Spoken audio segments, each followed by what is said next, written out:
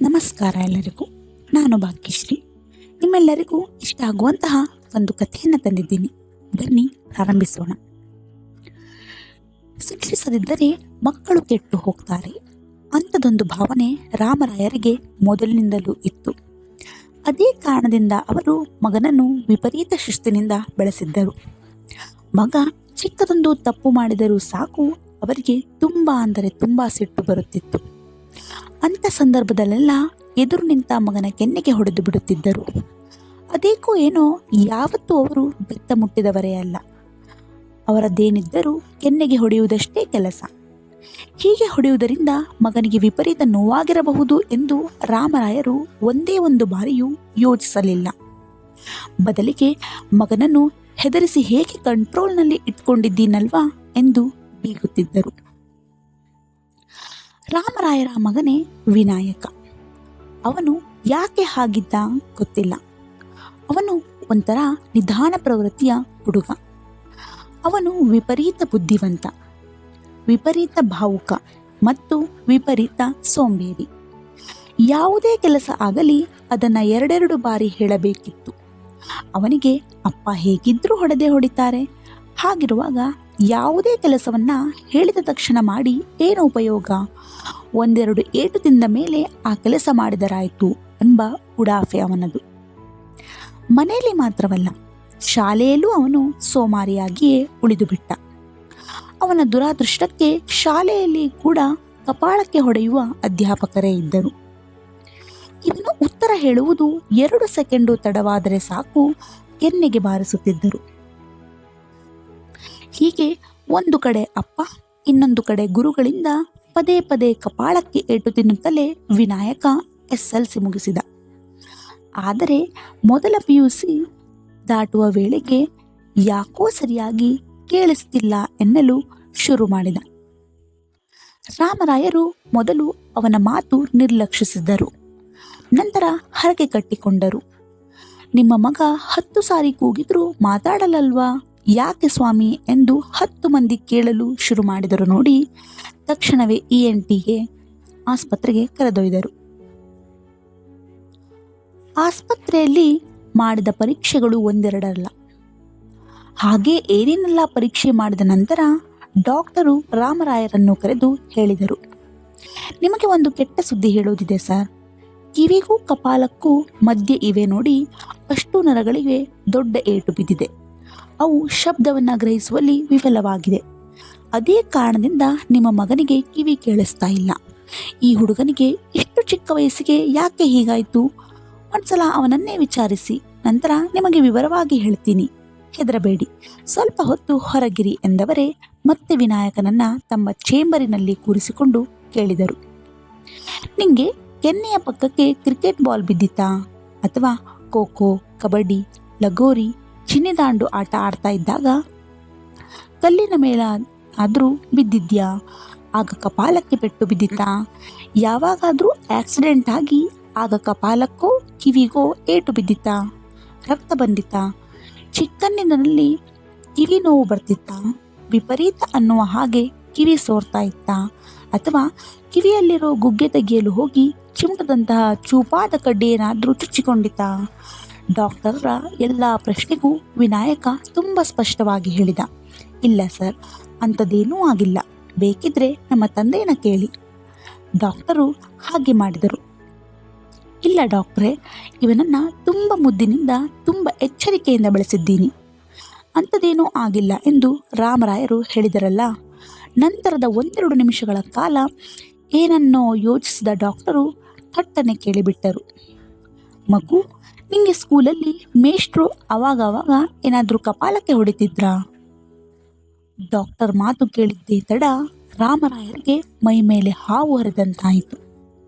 ಅವರು ನಿಂತಲ್ಲೇ ಬೆವರಿದ್ದರು. ಮಗ ಏನು ಹೇಳ್ತಾನೋ ಅಂದುಕೊಂಡು ಸಂಕೋಚ ಭಯದಿಂದಲೇ ಅವನತ್ತ ನೋಡಿದರು. ಅವನು ಒಮ್ಮೆ ನೇರವಾಗಿ ಅಪ್ಪನನ್ನೇ ನೋಡಿದನಲ್ಲ, ಇವರಿಗೆ ಬೀಸಿ ಕಪಾಲಕ್ಕೆ ಹೊಡೆದಂತಾಯಿತು.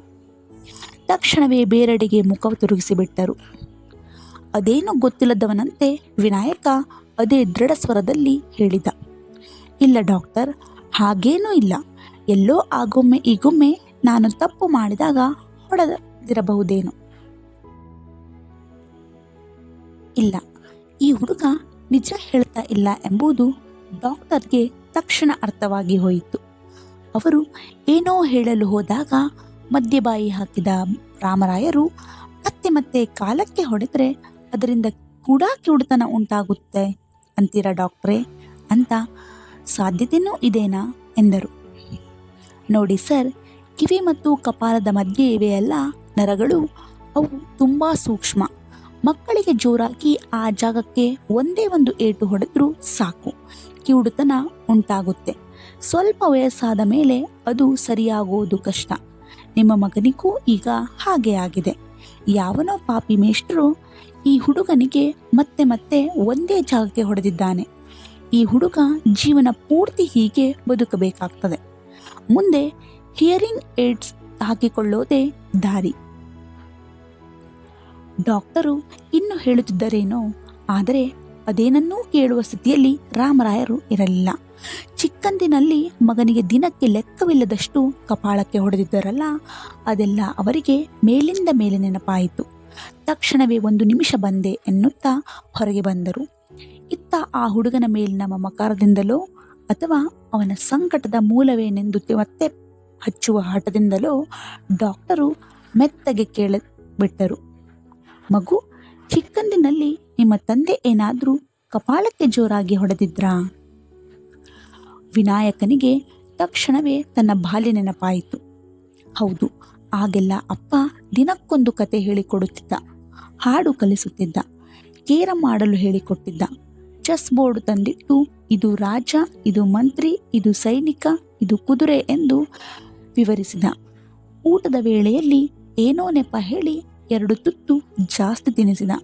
ಹಬ್ಬದ ದಿನ ಹೊಸ ಬಟ್ಟೆ ಹಾಕಿ ನನ್ನ ಮಗ ರಾಜಕುಮಾರ ಎಂದು ಬೀಗಿದ್ದ.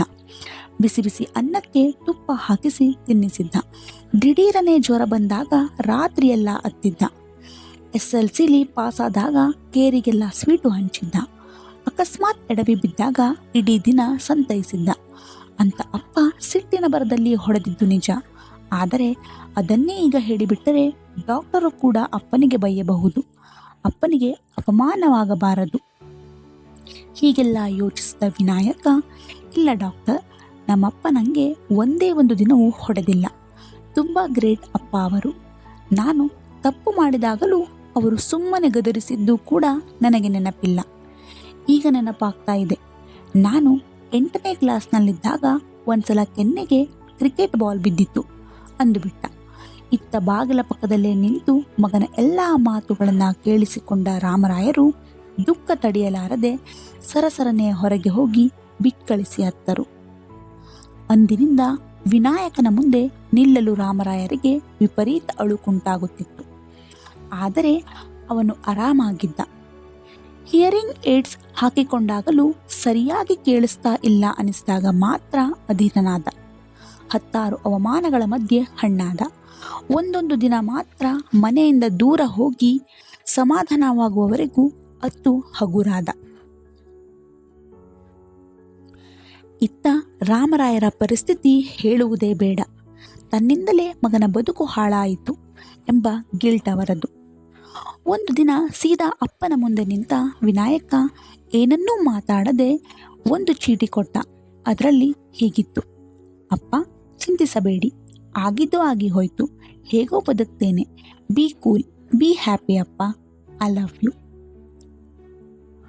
ರಾಮರಾಯರಿಗೆ ಮಾತೇ ಹೊರಡಲಿಲ್ಲ. ಅವರ ಕಣ್ಣು ಮಂಜಾಗಿದ್ದವು. ತಕ್ಷಣ ಎದ್ದು ನಿಂತು ಮಗನ 2 ಕೈಗಳನ್ನು ಕಣ್ಣಿಗೊತ್ತಿಕೊಂಡು ನನ್ನನ್ನು ಕ್ಷಮಿಸಿಬಿಡಪ್ಪ ಅಂದರು. ಎಲ್ಲ ಮನೆಯ ಬಂದಿರೆ ದಯವಿಟ್ಟು ಕೇಳಿಸಿಕೊಳ್ಳಿ. ಈ ಸಮಾಜ ಯಾವತ್ತೂ ಅಷ್ಟೇ ಅಂಗವಿಕಲರನ್ನು ತಾತ್ಸಾರದಿಂದ ನೋಡುತ್ತೆ, ಅಣಕಿಸುತ್ತೆ, ಅವಮಾನ ಮಾಡುತ್ತೆ.